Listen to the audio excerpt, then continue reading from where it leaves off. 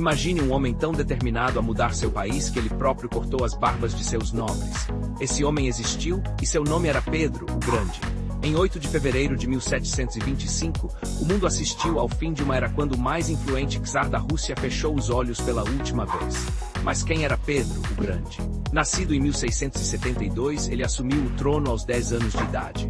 No entanto, foi só aos 24 anos que ele realmente começou a governar. E que governo? Pedro tinha uma visão: transformar a Rússia de um país atrasado em uma potência europeia moderna.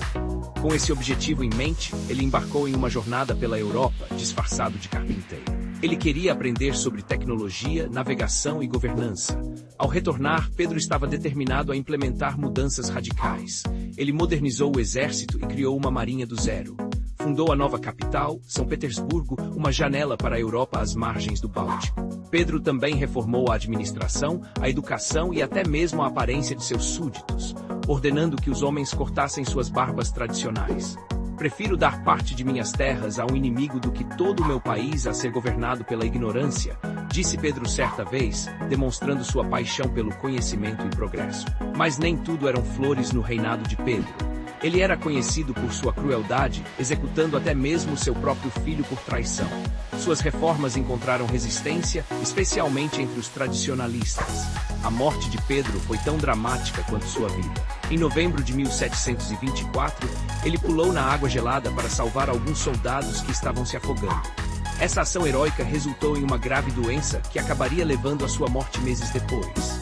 No leito de morte, Pedro tentou nomear sua esposa, Catarina, como sucessora, mas não conseguiu terminar a frase. Ele morreu aos 52 anos, deixando um vácuo de poder e um país transformado. O legado de Pedro, o Grande, é complexo.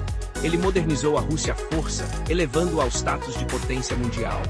Suas reformas lançaram as bases para o Império Russo, que duraria até 1917. No entanto, ele também fortaleceu a autocracia e a servidão, sistemas que persistiriam por séculos.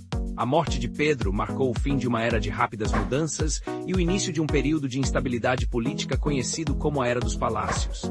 Sua esposa Catarina assumiu o trono, mas seu reinado foi curto. Hoje, Pedro, o Grande, continua sendo uma figura controversa na história russa. Alguns o veem como um modernizador visionário, outros como um tirano cruel. Mas uma coisa é certa: sua vida e morte mudaram o curso da história russa e europeia para sempre. Quando pensamos em Pedro, o Grande, somos levados a refletir: até que ponto um líder deve ir para modernizar seu país? O preço do progresso justifica os meios para alcançá-lo?